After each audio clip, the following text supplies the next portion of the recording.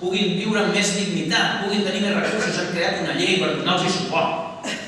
Una llei que els donarà més prestacions o econòmiques o assistencials o professionals o places de llars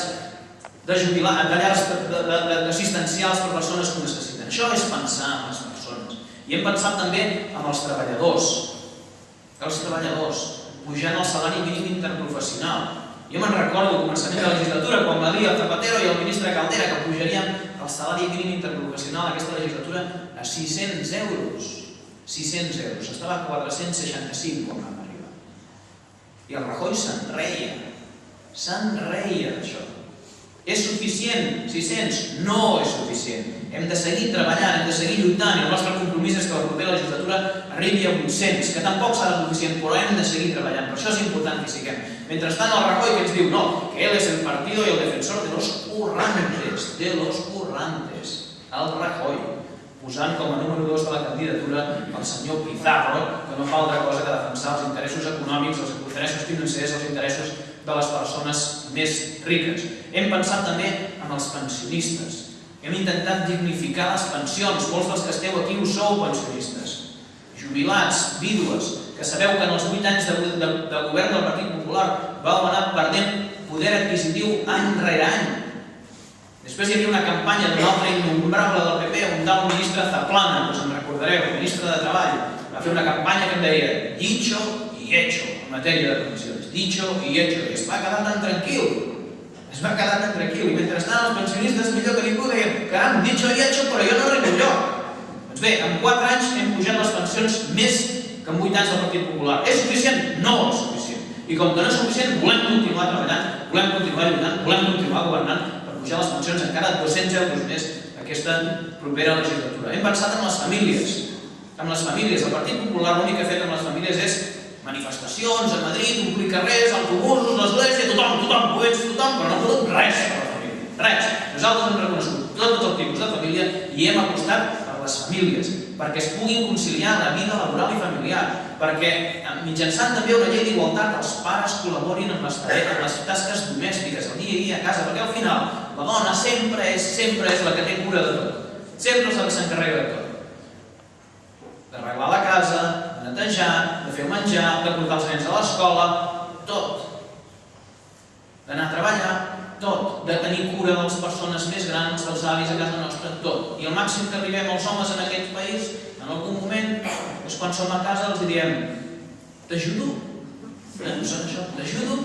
Va, doncs hem fet una llei perquè creiem en la igualtat de drets, amb la igualtat de gènere, perquè no hi hagi cap tipus de discriminació.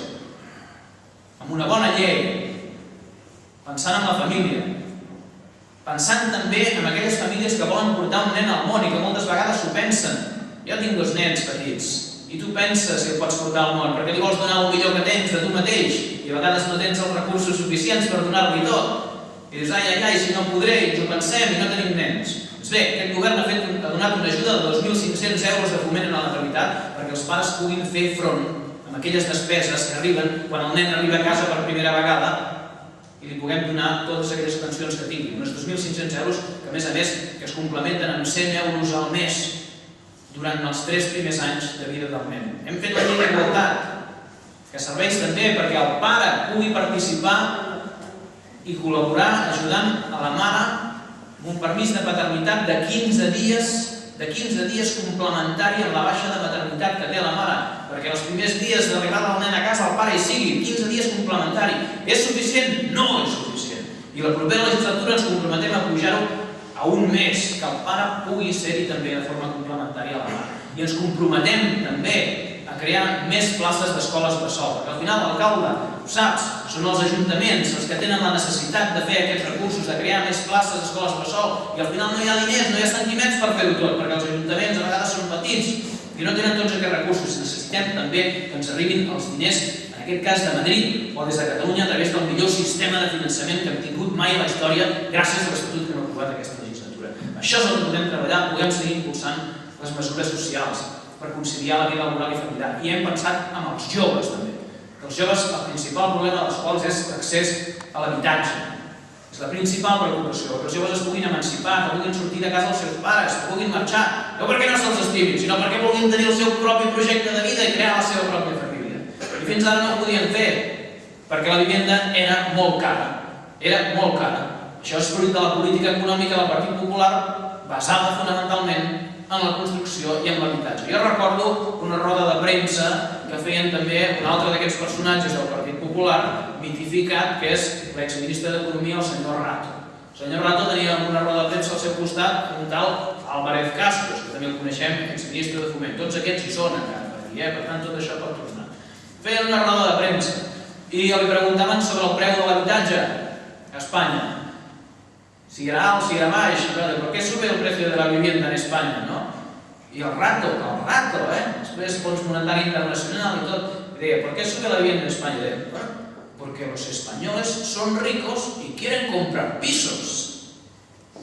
Los españoles son ricos y quieren comprar pisos. Aquesta era la política econòmica del Partit Popular.